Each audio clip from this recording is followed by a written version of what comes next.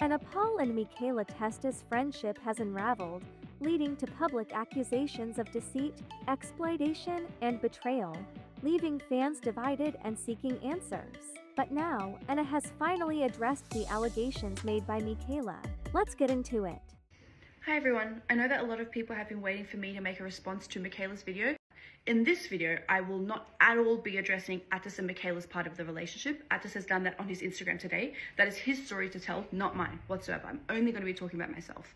Mikaela had been promoting her podcast for weeks and weeks and weeks, and not once did I try to stop it. I didn't try to stop it with a cease and desist or any type of legal letter, nothing at all. Because I believe when a woman has a story to tell, she should be able to come online and freely tell that story. So that's why I didn't do that. And another thing I want to say, since we're speaking about legal things, is that some people are saying because I didn't get her with a defamation case after her podcast was posted, that what she's saying must be the truth and she must be telling the truth, but that is not the case at all.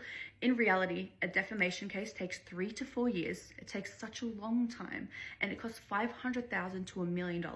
It's very expensive. It takes such a long time. And if I went down that route, I wouldn't be able to do this. I wouldn't be able to set up my camera like this and just freely tell you the truth like this. This would take 4 years till I'd be able to do this. So I didn't want to go down that route. Now, Mikaela made a big mistake thinking that I'm going to stay silent like I always do, because she knows that when people lie about me online, I don't say anything, I don't make a video, like I just stay silent. And she made a huge mistake in thinking I'll do that again. She took my silence and my kindness for weakness in the situation, and I will not be staying silent this time.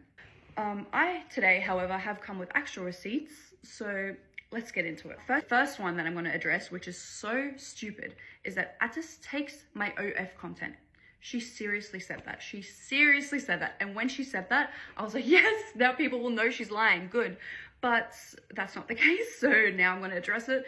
Attis doesn't take my OF content, obviously. Either I took it or Glenn took it. She's trying to make it seem like Attis was in the bedroom, like, you feel me?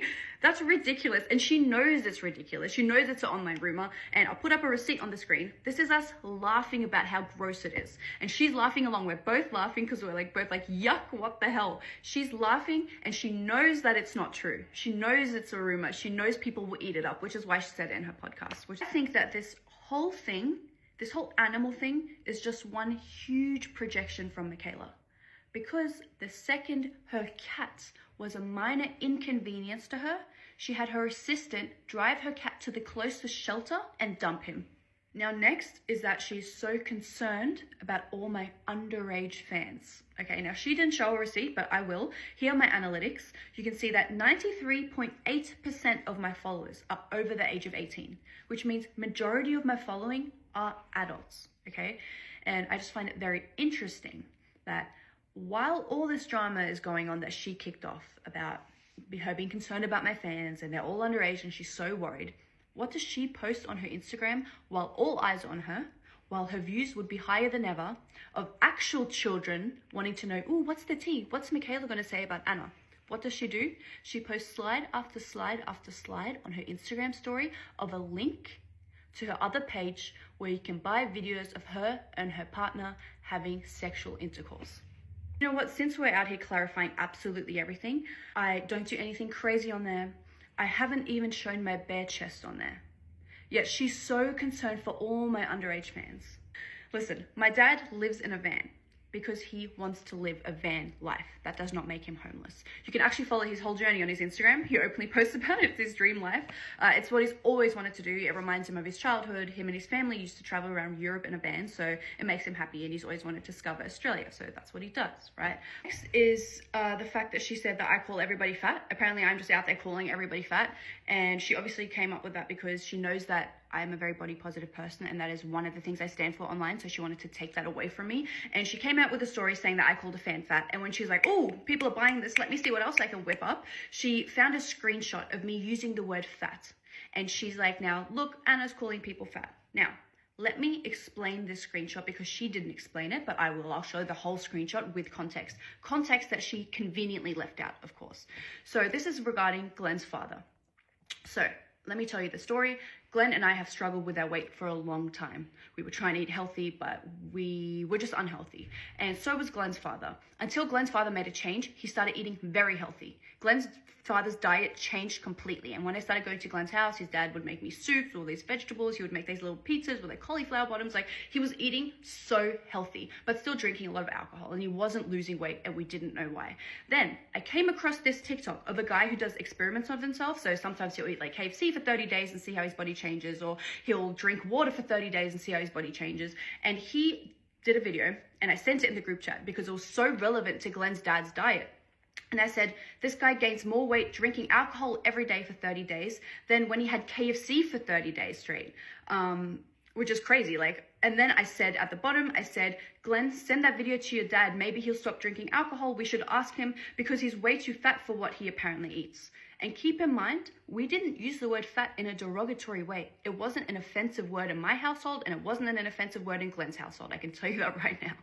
She has come out and said that apparently I have said that everybody's eyes are too close together.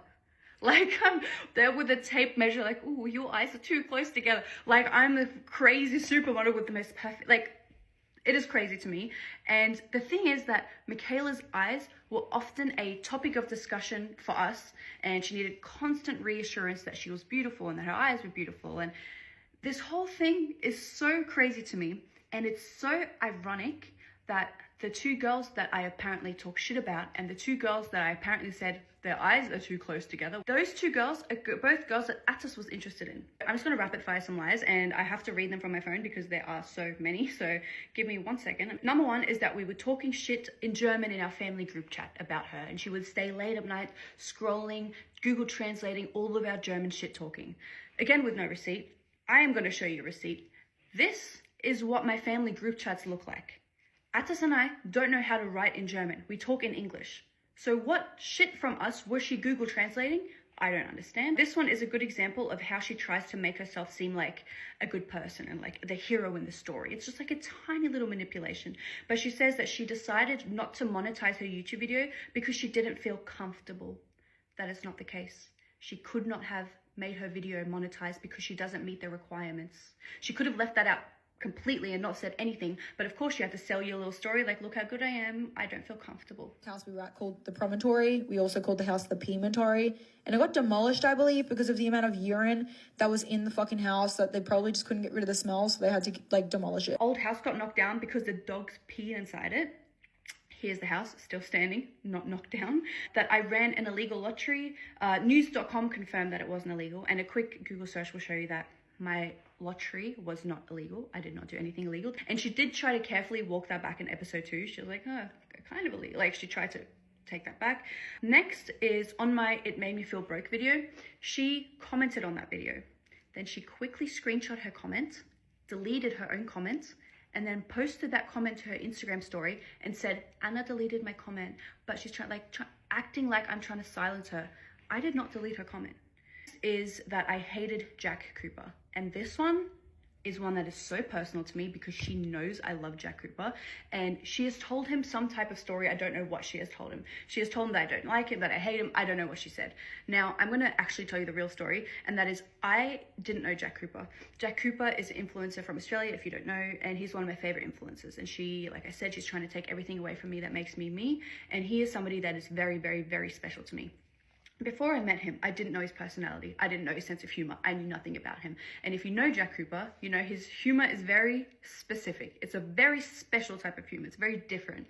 And at the time, I didn't know that. So the one time I said something bad about him, before I knew him, before I met him, this was a very long time ago, he commented something really, really crazy on my Instagram photo. And I sent in the group chat and said that he's a clout chaser, because I thought he was trying to get attention. I didn't know this man. I knew nothing about him.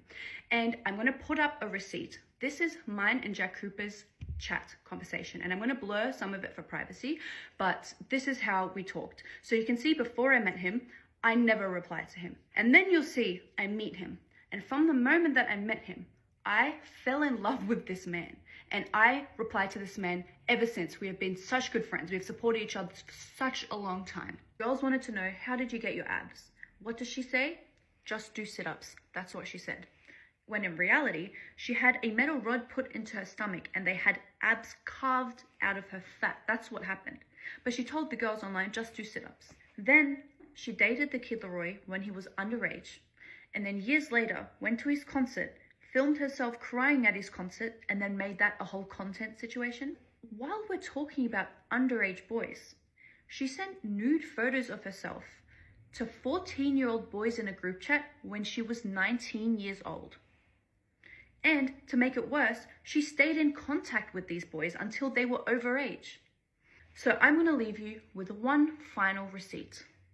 This receipt is the real Mikaela. This is how she is behind closed doors. This isn't the Mikaela that's manipulating the internet. This is a Mikaela that you don't know. This is the real reason that she started all of this. My goal is to make sure she doesn't fucking post a thing. Because remember how I told you she would always copy me, she would always steal my stories, steal my personality, everything, the car idea, all of that. She stole it from me. I'm supposed to be the one with 7 million followers.